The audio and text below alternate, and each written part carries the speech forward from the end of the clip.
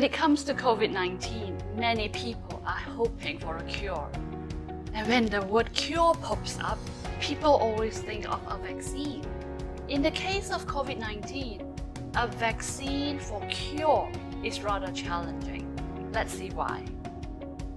First, what is a vaccine? Let's say vaccine for flu virus. We are actually injecting the flu virus into our body. Many people do not realize that. So why are we not sick? Because the flu virus that we're injecting in are inactivated, very low concentrations, or they are not harmful in certain parts of the virus, such as its genetic materials.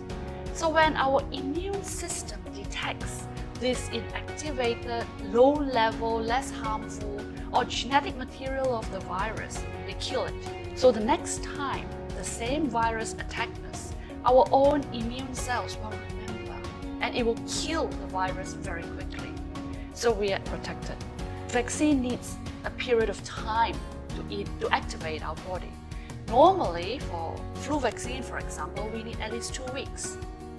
So based on all these, there are several things that we should know. Number one, each one of us have very different immune system. You and me will have very different immune systems. Even the number and the activity of our white blood cells are different. Now that's just between you and me. Even within myself, as I'm aging, as I'm getting older, the activity and the amount of our white blood cells will also decrease. Vaccine will not show the same efficacy for everyone. Number two, once a virus mutates and change, as what we've discussed in part 1, change its keys or genetic material, this vaccine is less effective. So that is why we need a flu vaccine once or twice each year, because the flu virus mutates very quickly. So the vaccine that we used the previous year, that we inject into ourselves the previous years, will be less effective for this year. For those that are familiar with a taxonomic tree, you can see many different branches branching out. So on a simpler note, let's look at the map. A different color indicates a different genetic pattern. We can see, for example, purple color from China. And when it comes to Malaysia, its blue color indicates a different variant of the virus already. And then when it goes to United States, as indicated by the red color, and to South America by the orangey yellow color, we can see that each time this virus goes somewhere, it changes. How can we develop a vaccine to keep on chasing this virus? Coronavirus is actually a group of viruses. It's not one virus.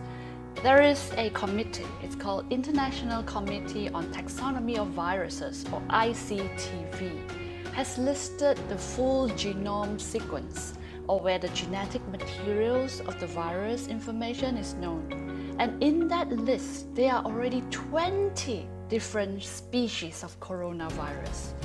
Us humans, as different as we are and as diverse as we are, yet we are all the same one species.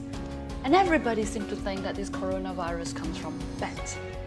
Well, these 20 species, they come from exotic animals such as bats, alpaca, peafowl, and even whale. They also come from animals that are very close to us, such as domestic cat, dog, pig, chicken, cow, and different types of birds. Why are we not getting sick all the time? Well, because most of these coronavirus, these different species, they remain in animals. Of all the ones that we know so far, 8 infected humans. Out of these 8, 5 are less harmful, and they have been among us for some time. If we get it, if we get infected, we get a very mild flu, and we would most probably just dismiss it. The other 3 have caused high mortality rate in humans. The first was SARS, which happened in 2002, and which caused over 8,000 cases and over 700 deaths. Then came MERS in 2012, which caused over 2,000 cases and over 800 deaths. And then in 2019, last year, SARS-CoV-2, which we are experiencing now. So the concept of vaccine is rather challenging in this case of COVID-19, and only highly efficient if it fulfills two criteria. So first, imagine we have four variants of this virus 1, 2, 3, 4, all COVID-19, but they have different genetic makeup at this region. But they have the same genetic makeup, let's say, at this region. We have to find this region and build a vaccine. So, of course, we hope that the fifth one that comes will not change at this region. If not, the vaccine will be less effective. Number two, as in all viruses, after a while, the virus will slow down, calm down, becomes more stable because they become more familiar with the new host. Just like human beings. When we move into a new house in a particular area, we are a little bit nervous, maybe a little bit aggressive. But if within the same area, we keep on moving houses, we become more familiar with the surrounding, more familiar with the houses there. We become more calm, we become less aggressive. It's the same with the virus. So we have to wait for the virus to come down. It may take some time, and then the next vaccine that targets the latest calm down virus will be more effective. We want to change the door that the virus is entering, so that we change the door, the virus using its keys cannot open the door. If we can find a chemical or a drug that can block this door, the virus cannot enter. China released the model of ACE2. Remember ACE2? We talked about ACE2 in part 2. Now we know the model, we know the mold. So if a chemical can fit this door, it blocks the door for the entry of the virus. Some preliminary data is also reporting that COVID-19 may target our immune cells. This immune cell is called natural killer cells or NK cells.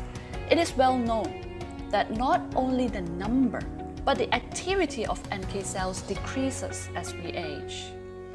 Now let's see the fertility rate based on age. Now, age 0 to 9, there's zero fertility, while fertility increases with age.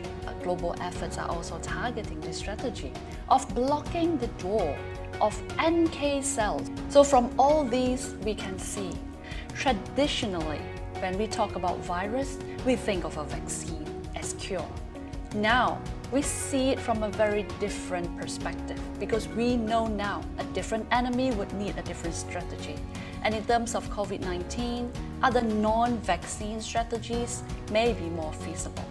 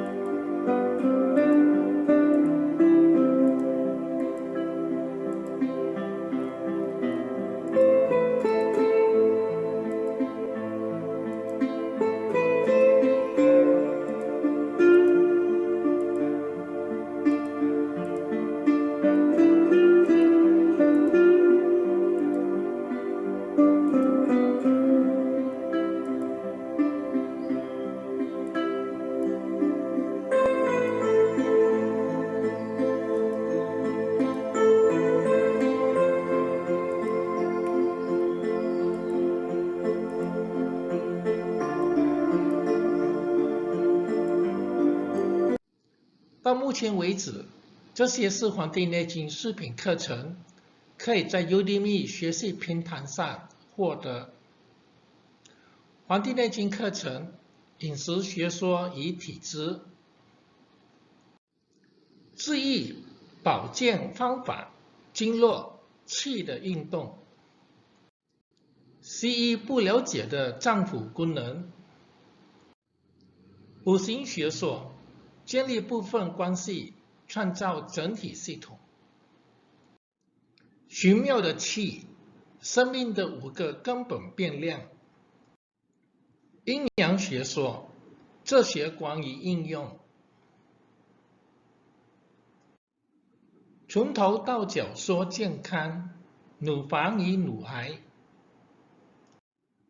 从头到脚说健康，头与头脑，帕金森、痴呆症、中风。你可以在我的播客 www.cn.360q.com 上找到这些视频课程的链接。